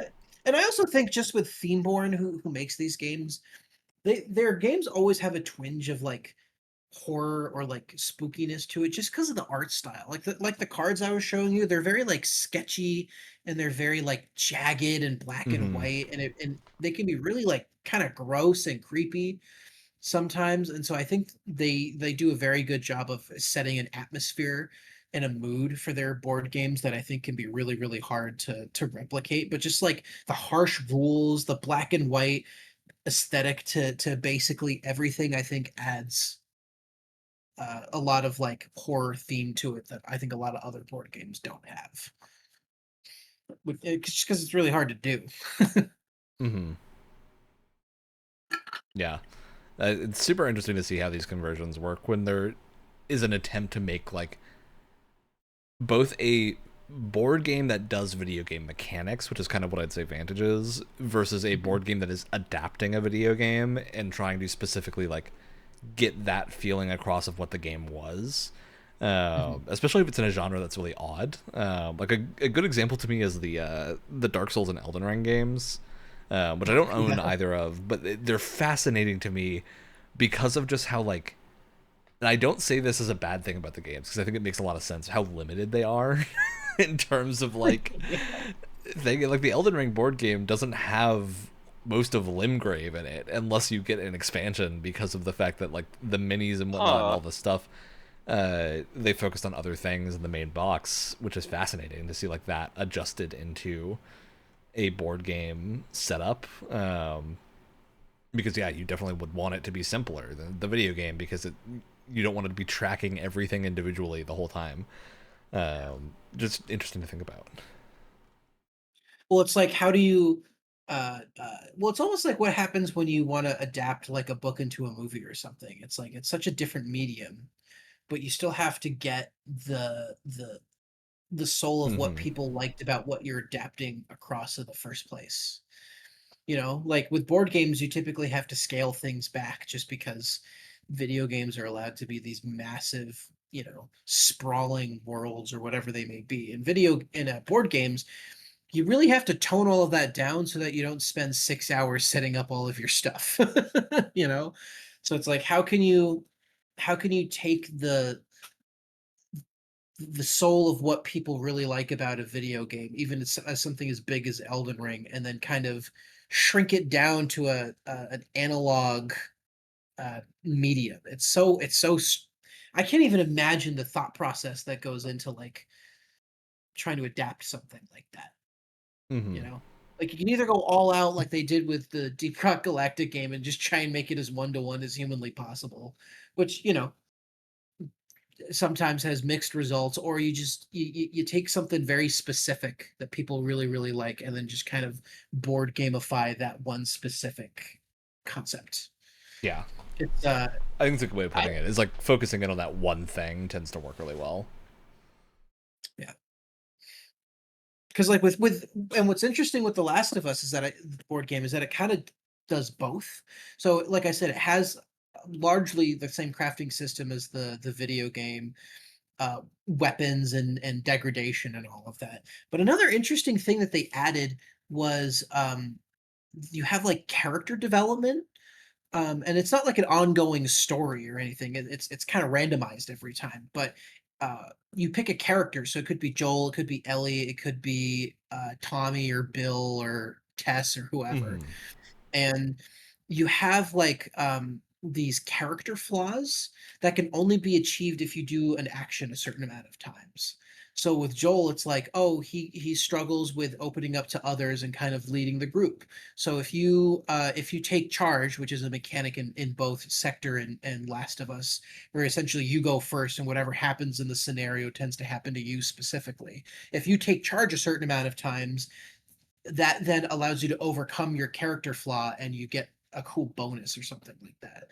And that kind of comes from the idea that like in Last of Us, these characters are we're trying to unravel these characters and figure out their various traumas and flaws, and they kind of develop as the video game progresses. And so they tried to Yeah. take that and turn it into a mechanic in the board game, which is really interesting.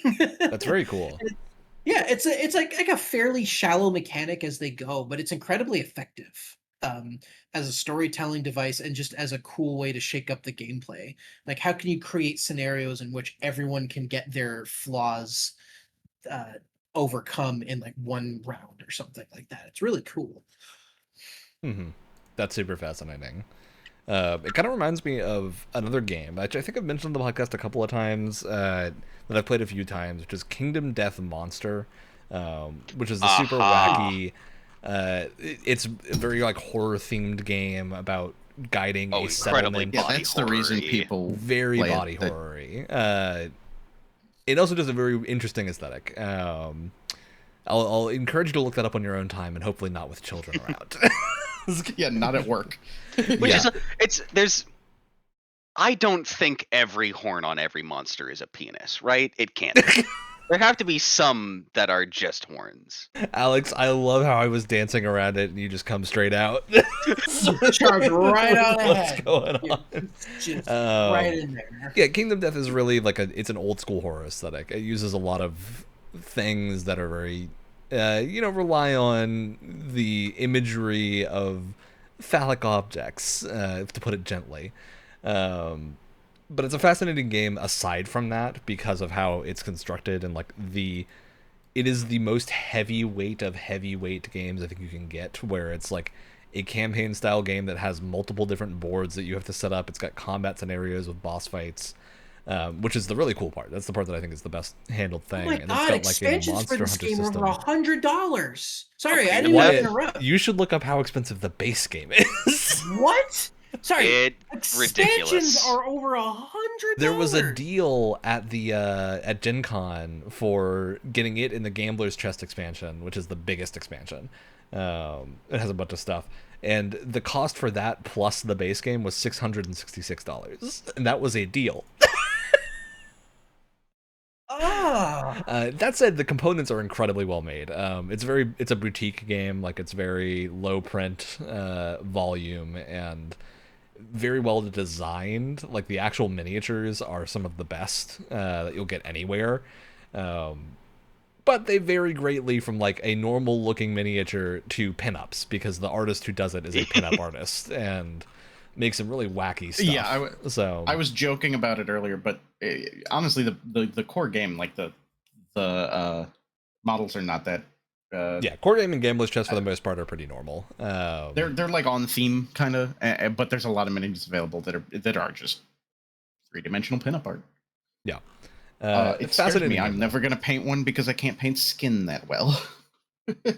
Look, I picked up one of their promo models from Gen Con that I'll have to paint up. There's such cool armor designs too when they aren't, exposing as much skin as possible. There's armor that's just like made up of giant teeth. Yeah. There's a beetle knight. There's a beetle knight. There's like one of those big stone enemies like from Elden Ring, but it's a lot smoother and it's just one big old guy with a mouth opening that you can fit characters in. Like a ball that you could like crush people with. There's the gaping crocodile alligator who has just fingers for a rib cage, and like the mini itself can't move, but you can see how it would open up and act like the gaping dragon, sort of. Yeah, it's very interesting. And I will say, so Kingdom Death, super cool game. If you're into the aesthetic and you want like a really, really big box, this is by far the biggest game that I own, is Kingdom Death and its Gambler's Chest as just objects. And that's without the miniatures assembled, because I've only assembled the ones that I've unlocked through playing it. Yeah, it is a boutique game in the sense of like, wow. Kingdom Death is a really if you're getting the physical game, you probably are very into the hobby of board games and like miniatures gaming, and you will want to assemble this stuff. Granted, you only need to assemble 4 things really to start the game, where you just need like your 4 survivors and your monster, Damn, and you that's totally crazy. could just proxy them with something else. Like you can just use an object that fits the same number of I'm squares playing with like on the 30 board. That's not why it's freaking guys to start Warhammer. Yeah, but like if you want the really cool looking monster, you gotta assemble stuff. And you'll get some really interesting and cool things from doing that. So I think there is like a lot to say about Kingdom Death as just a well designed game. But the thing that I was getting to with like this lead into Kingdom Death is the fact that it's like trying to be Monster Hunter essentially, but layered on with like a settlement building simulator on top of it in between time. And it's also very much, I think, one of those games that does kind of push that horror vibe.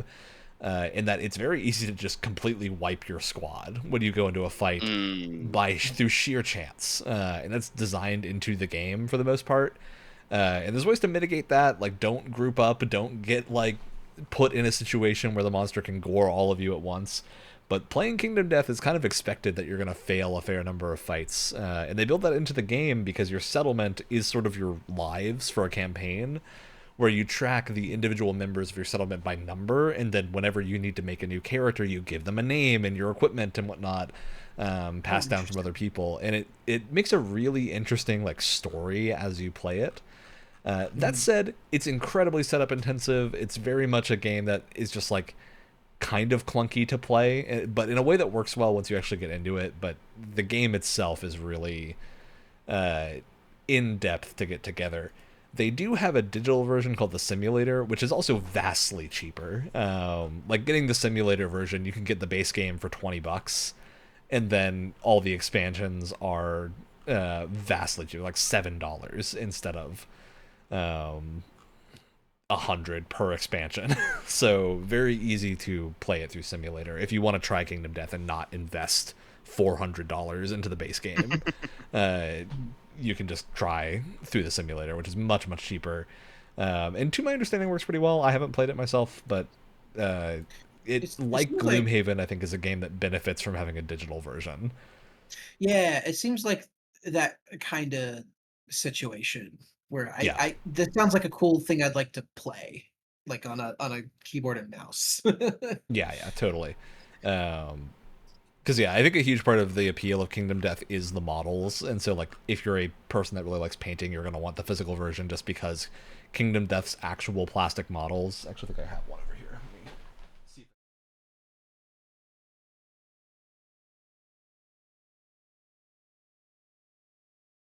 Searching for it.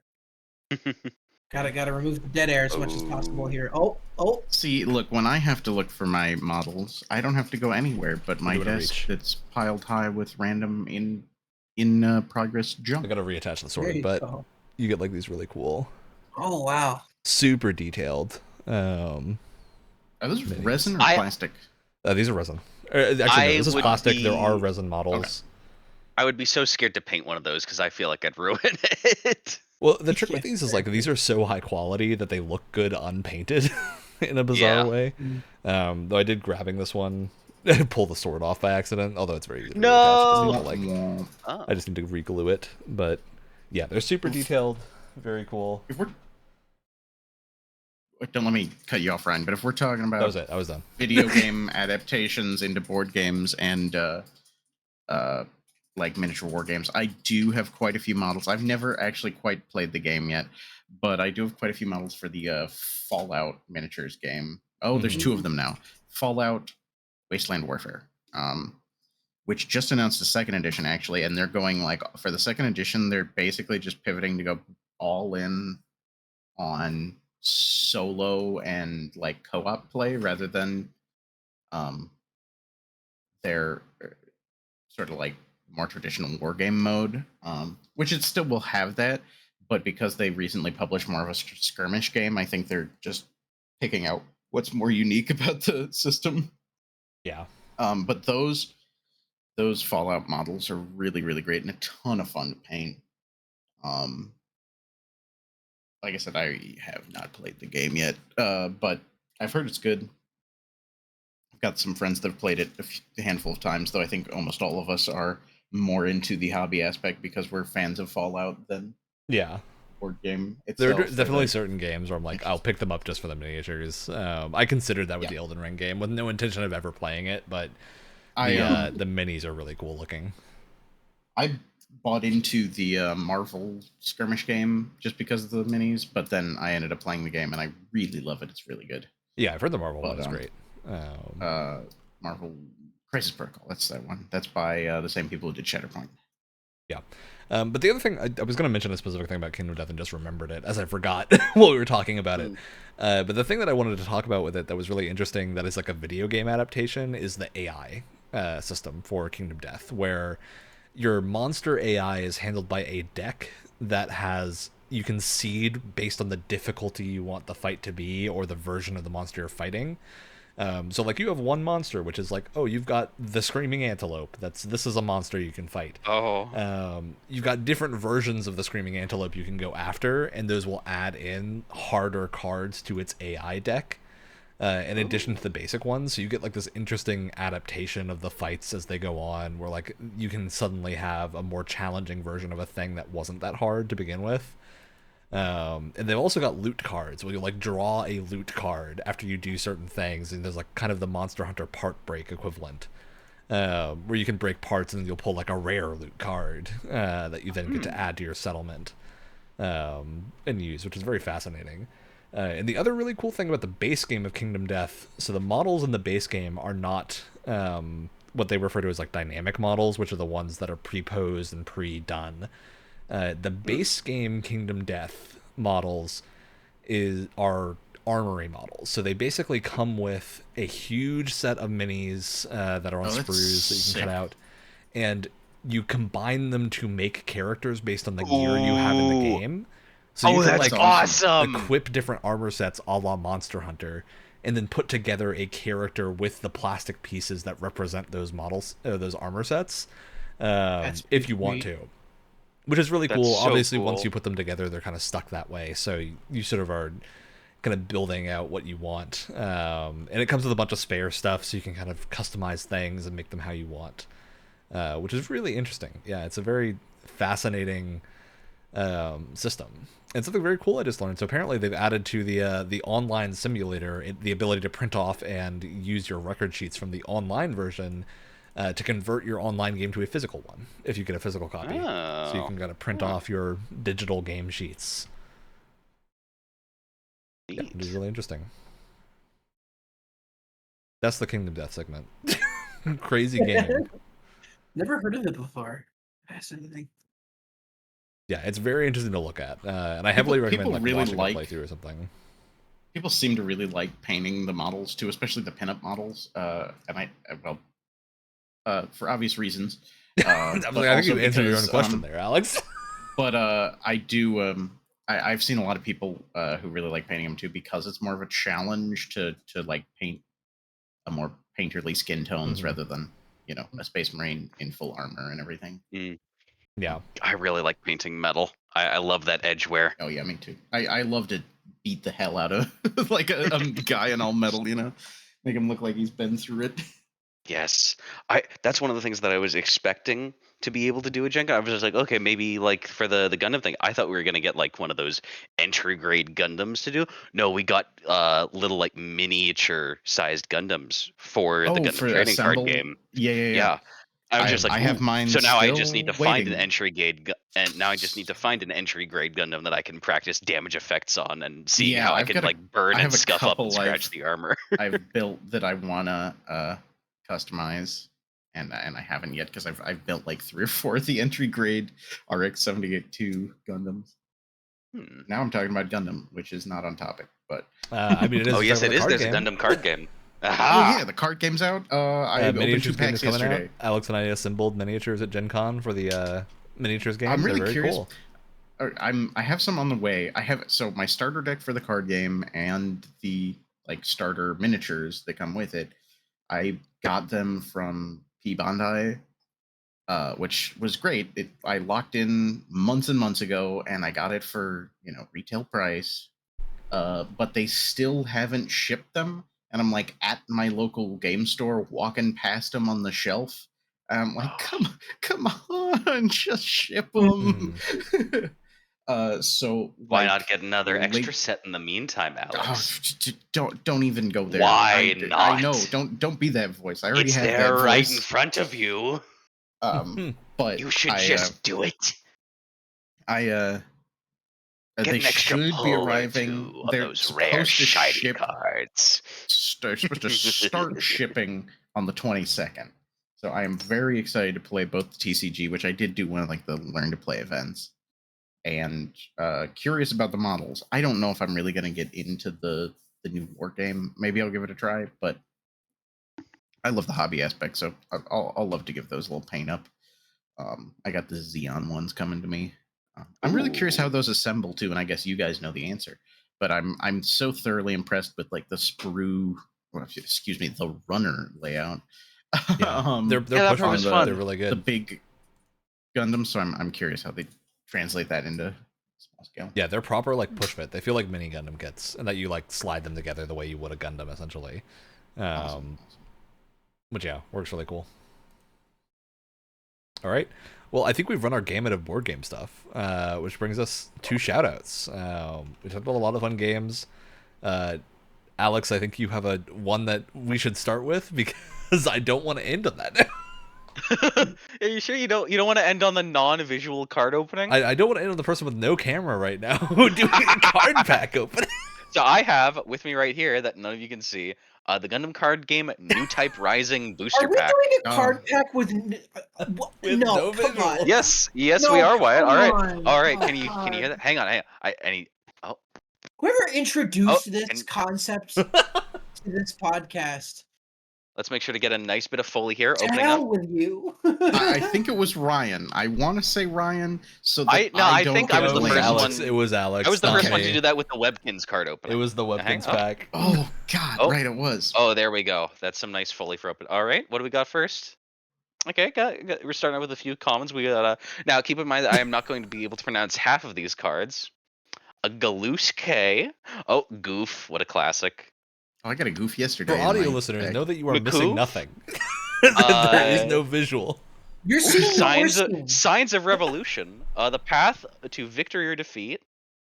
Ball. Hell yeah. I love Ball. Oh, man, balls. Oh, first uncommon. Ooh, I haven't gotten this one before. A Zin-O. Or I don't know what that is. Oomph-5. I don't either. Gun Tank. Sword Strike Gundam. Haven't seen him before. Gera Zulu. Guards type. Ooh, first shiny. Oh, and it's another one I don't have before. The Gyan. Gyan? Gyan? The one that looks like a chess piece. With the, yeah, with the that's a like good one. rocket shield. Yeah, he's pretty cool. Ooh. How do I pronounce you? You look more like a transformer than They I all got look like a transformer. no. This is like one of those T-Rex transformers. This looks like a T-Rex Gundam. Lagoi.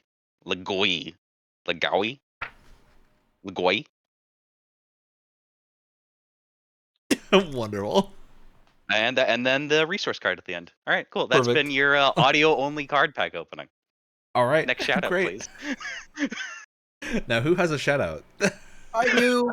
I have a shout out. I have an actual shout out. I don't know what you're talking about. That was peak content right there. With like a visual. So, been getting back into comic books, like I said. Yeah, baby. Into superheroes, and I have this. I don't even know when I got this. I think this was a gift, a long forgotten gift, but it's a collection of real superheroes from the Gold and Silver Age, Ooh. and even the modern age. Superheroes that just no one talks about, no one gives a shit about, and maybe there was like 10 issues of, and then they just abandoned it entirely because they were just like a bad idea. Or whatever. There was a lot of those in the Golden Age. And the like graphic design for it is great. Like there's Bozo the Iron Man, which is hilarious. Love that. Let's see. Oh, there's another good one in here. Funny Man, who seems like a good guy version of the Joker, which is pretty great. Love that. I just there's something so fascinating. Justin Wright was a superhero, apparently. So great. Very good. I don't know why. Brother of Phoenix, right? I have no idea. Kangaroo Man. You wonder why it didn't sell. You know, the other You great really thing. wonder.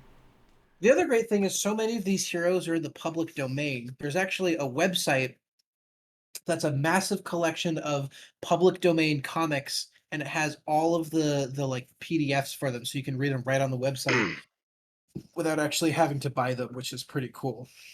That's pretty great. And because it's public domain legally, you know, nothing, no harm, no foul. Yeah, because And no one ever cared to exactly keep these licensed. there is one notable exception in here, that does have some relevance these days. Don't know if you've heard of a little anti-hero vigilante named Peacemaker, but he features in this book, and because it was Peacemaker.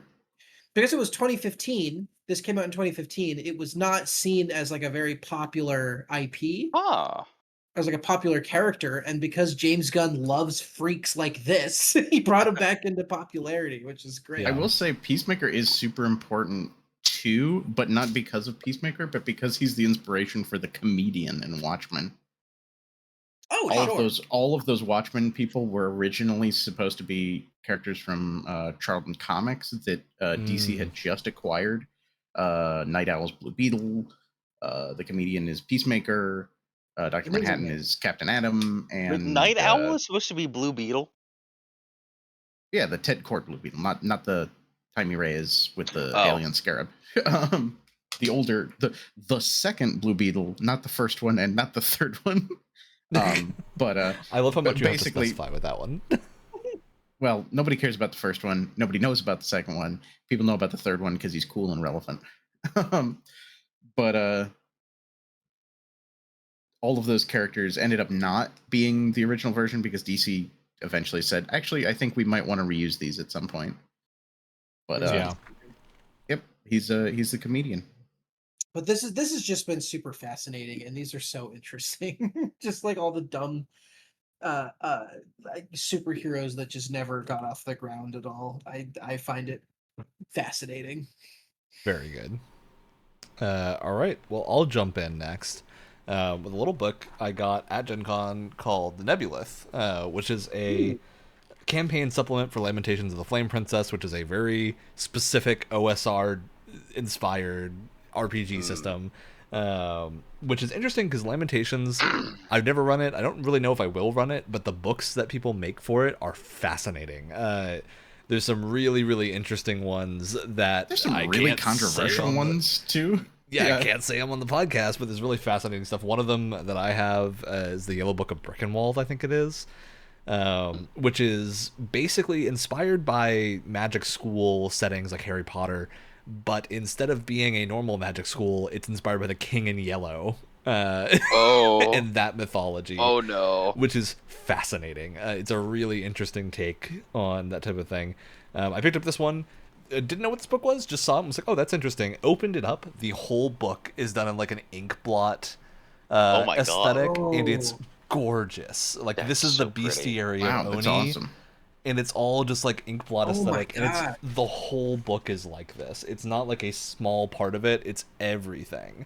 And back to like the opening here of this campaign has like an old style, the paper panels and like the ninja moving through, and just so cool looking.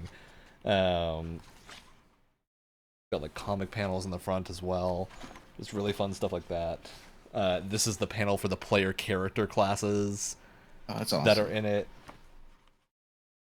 Find the battle maps because they're fascinating. Bosses get like full page art of what they look like. That's so cool. Yeah, here's the opening crawl for the dungeons portion of the book. What the fuck? Which is followed by each dungeon has an entirely unique aesthetic and different look. It almost feels like a really highly produced like journal or something. And these books tend to be like that piece of art is so good. See, this is why indie books are better. See, Wizards of the Coast. Yeah, and it's pricey. This was an expensive balls. book for what it is, but the artwork in here makes it so worth it. As like these are bestiary pages, and they're so cool, and fun to read through. And like even if I never run this, just reading through this book is an absolute like joy with what it looks like and how it's laid out and whatnot. Which is super cool. It's like a whole campaign setting inspired by East Asian mythology and whatnot, which is really fun. Like, here's the Dragon Cave. I don't know what the Dragon Cave is, but that looks rad. There's tons of cool stuff like that. All right, that's mine. Alex, you're the only one left. Okay, I guess that leaves me. Your time to vamp has run out. I don't think I have any board game related shoutouts, at least this week. But I'll keep on the comic book train then. I recently started reading sort of the classic. This is going to sound weird if I say I've been reading the New Teen Titans and it's really good, but I'm actually referencing a comic from the 70s. But the title is The New Teen Titans. But it's kind of the classic Teen Titans that sort of made them into what they are now. Away from the just team of sidekicks from the Justice League into a lot of the more famous characters: Raven, Starfire, Cyborg, Beast Boy, Robin, and Wonder Girl. I guess she's not as famous, but it's kind of the classic team. And I had never actually read it, despite loving the Teen Titans TV show as a kid and loving DC Comics and a lot of the characters. I had never gone back to read some of that original stuff, and so I have been recently. And it's really good. There's a reason they let that guy write it for years, and it became the famous and definitive version of those characters. It's great. So far, where I am, I'm really seeing why they, not that far into it, redesigned Robin into Nightwing, because everyone is like college age on that team, which also is why eventually they dropped the teen from the Titans in that book title. But they're all like college age, and Robin is running around in his little elf boots and Speedo. No way. Like, yeah, I feel like he needs a more adult costume and get away from the like Batman and Robin thing, since he's like clearly his own character here. So I definitely see why they redesigned him into Nightwing. And it cannot come soon enough in terms of the story. It just feels a little bit odd, but enough of that stuff they end up kind of addressing in the comics. So I don't know. It's really well written. A lot of fun if people want to go back and read it. I'm sure it's in print. I'm reading it through the DC Universe Infinite app, which has a lot of old comics uploaded onto it. Good. I recommend it. All right. Well, that brings us to the end of our show this week. As always, podcast platform of your choice, YouTube and Twitch, Tuesdays. There won't be a podcast next week because I'm at Pokemon Worlds, and we'll not be able to record that weekend. But the week after, we'll be back, and the week after that will be weird again as PAX West is happening. So wacky month in August, but we still got a lot of fun stuff. God, I can't believe anybody would play card games or board games or video games. What is this, a nerd thing?